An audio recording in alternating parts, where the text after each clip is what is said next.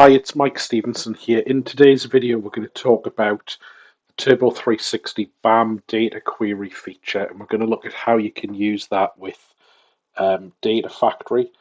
So the architecture we're looking at here is we've got our Data Factory, and we're streaming events to log analytics using the out-of-the-box Data Factory diagnostic features.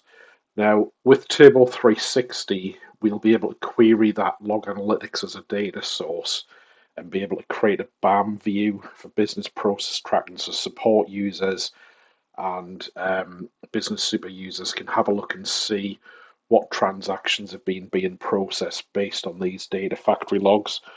So if we go over to the Azure portal now, we'll have a little bit of a look at how this works. So to begin with, if we go and look at our Data Factory resource here, and I've got the diagnostic settings that are down on the bottom here.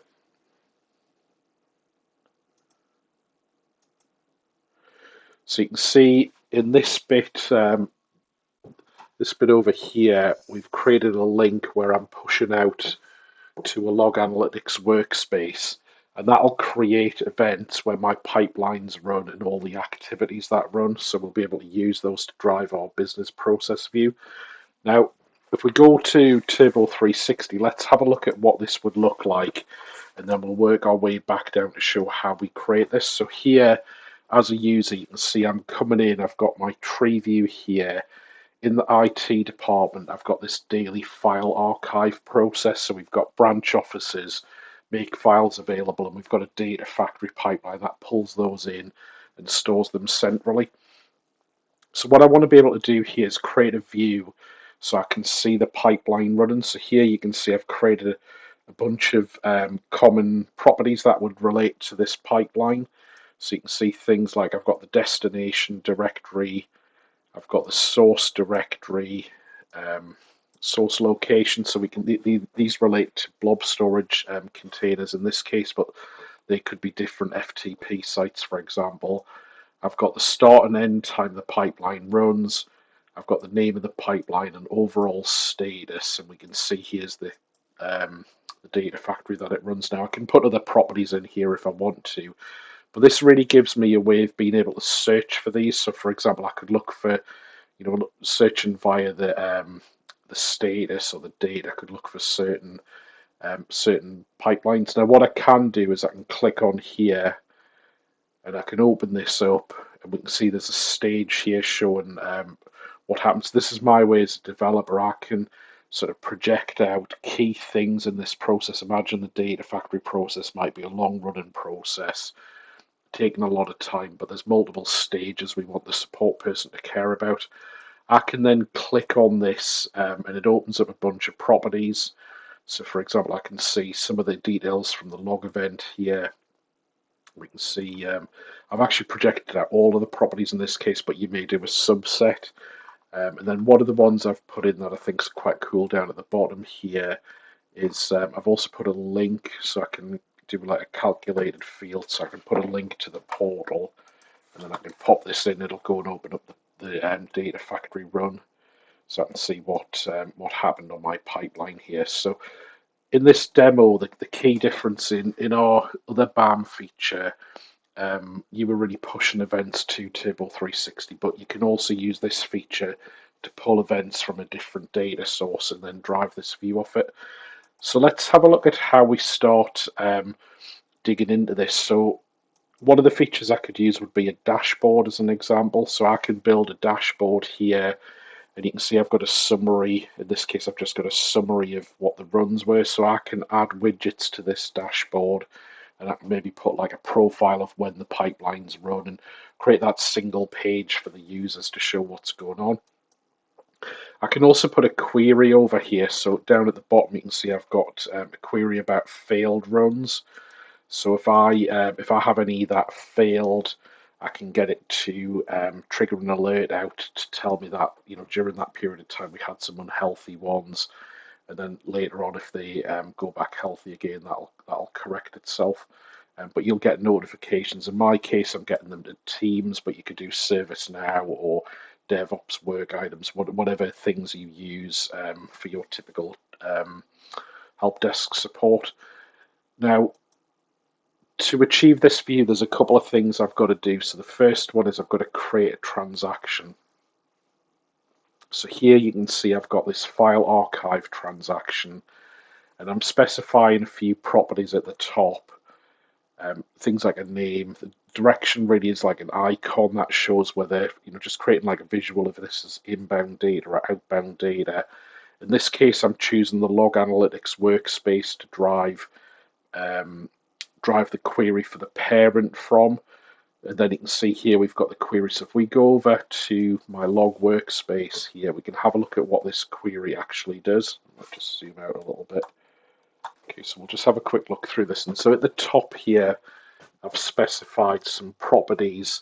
And the idea is I want to make this query easy for people to take it and then just use this as a starter template for your own query. So I've got things like the subscription, the resource group, the data factory, and I'm also looking at the pipeline name here. And then what I'm going to do is I'm going to kind of do a query, find the most recent record for each run of the pipeline. So I'm querying the diagnostics table here, and I've got a bunch of filters to make sure I get the the right pipeline, because I may have multiple pipelines that are logging events.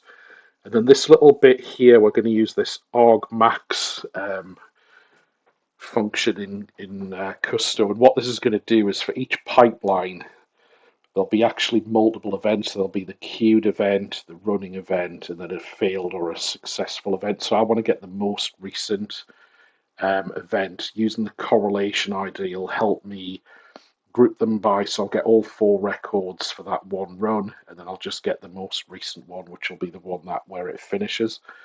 I'm then going to extend a column here, which I'll use just to do some mappings for the statuses. So particularly in this case, I think the in progress one, if it's not succeeded or failed, and I'll use that to make it easy to map in Table 360. This is a general pattern I tend to use in these queries, is just create a nice simple status that abstracts the underlying query from Custo, depending on what type of technology I'm querying here. I'm then going to grab some common data factory fields here, so things like the run ID, the duration. I'm going to grab some custom fields, so here I can grab that source and destination that were available on my or specific to just this pipeline. Other pipelines might be different. So if you were using this query here, it's going to really be this bit. That'll be the bit that you add your own custom properties. And then the last bit I do is I project out just the fields that I want, so that I don't get hundreds and hundreds of fields to the log event. I can just get just the ones I want to make it easy to work with. So if we go back to Turbo 360 now. So after I execute this query in the designer, I'll then get the optional settings here. So the first thing I'll do is I'll map the correlation ID and use that for mapping when I do the child shapes on the diagrams. That's really the kind of the primary key that links the different events together.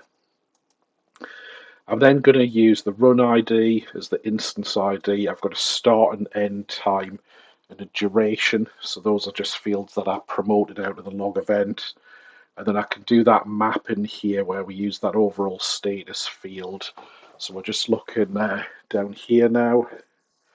So we've got, these are the Turbo 360 statuses, which indicate the sort of green, red, amber icons, and then I can map statuses from that Custo query here, especially if there were different statuses. For example, we can do a mapping. Now there are options at the bottom down here for more advanced scenarios if we're doing like batching or something like that, and we'll do that in a future video. So that would be my query created. Now I can create the diagram here, and I can put shapes on. So I can add a new shape here. I can choose where's the data coming from, so I can have different shapes potentially can come from different logs. In this case, let's imagine I'm just picking this log. I put my query in, and then I do the same thing for the stage.